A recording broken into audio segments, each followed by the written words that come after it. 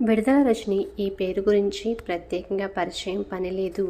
ఆంధ్రప్రదేశ్ రాజకీయాల్లో తనకంటూ ఒక బ్రాండ్ను క్రియేట్ చేసుకుంది రజని. అంతకుముందు ఎన్నికల్లో పోటీ చేసిన అనుభవమూ లేదు, పొలిటికల్ బ్యాక్గ్రౌండ్ కూడా అస్సలు లేదు. కానీ గుంటూరు జిల్లా చిలకలూరిపేట నియోజకవర్గంలో వైసీపీ పార్టీ తరపున మొదటిసారి ఎమ్మెల్యేగా పోటీ చేసి గెలుపొందారు. ఆమె పొలిటికల్ ఎంట్రీ ఎంతో ఇంట్రెస్టింగ్గా సాగింది. 1990 జూన్ 24న తెలంగాణలోని యాదాద్రి భువనగిరి జిల్లా దుర్గిపల్లి మండలంలోని కొండాపూర్ గ్రామంలో రజని జన్మించారు. ఆమె బాల్యం అంతా అక్కడే గడిచింది. తర్వాత సికింద్రాబాద్ మల్కాజిగిరిలో సెయింట్ ఆన్స్ డిగ్రీ కాలేజ్లో బీఎస్సీ పూర్తి చేసింది. అనంతరం కర్ణాటకలోని చిత్రదుర్గంలోని జేఎంఐ ఇంజనీరింగ్ కాలేజ్లో బీఏ పట్టా పొందిన ఈమె ఆ తర్వాత ఎంబీఏ చేశారు. చిన్నప్పటి నుంచి చదువులో ముందుండే ఆమె చదువు పూర్తి చేసుకుని హైదరాబాద్లోని ప్రముఖ కంపెనీలో సాఫ్ట్వేర్ ఉద్యోగిగా పనిచేశారు. ఆ సమయంలో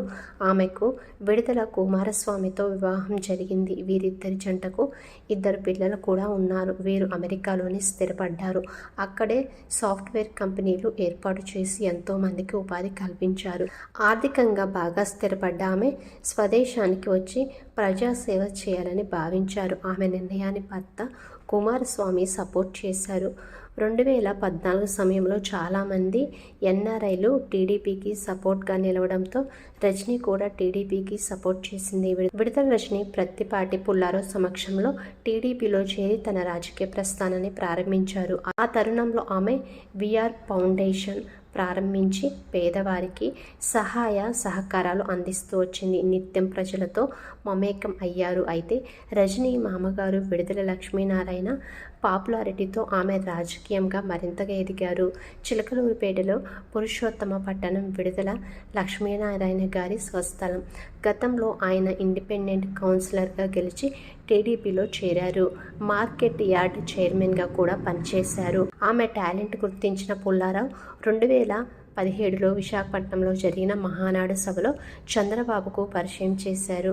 మొదటిసారి మహానాడు సభలో రజని చేసిన ఒక ప్రసంగం చంద్రబాబుతో సహా తెలుగు ప్రజానీకం అందరి దృష్టిలో పడేలా చేసింది. హైదరాబాద్లోని సైబరాబాద్లో మీరు నాటిన ఒక మొక్కను అంటూ ఆమె స్పీచ్ అదరగొట్టింది. ఇలా ప్రజలలో ఎంతో పాపులారిటీ సంపాదించిన రజని తనకు చిలకలూరిపేట ఎమ్మెల్యే టికెట్ ఇవ్వాలని ఆమె అధిష్టానాన్ని కోరింది. కానీ టీడీపీ నేత చంద్రబాబు అందుకు ఒప్పుకోలేదు. పుల్లారావును కాదని తనకు సీట్ ఇవ్వలేనని చెప్పారు. దీంతో ఆమె వైసీపీ గూటికి చేరారు. రజని ఫాలోయింగ్ చూసిన జగన్ స్థానికంగా వైసీపీ ఎమ్మెల్యే అభ్యర్థి అయిన మర్రి రాజశేఖర్ను కాదని రజనీకు టికెట్ కేటాయించారు. మర్రి రాజశేఖర్ను మంత్రిని చేస్తానని హామీ ఇచ్చారు.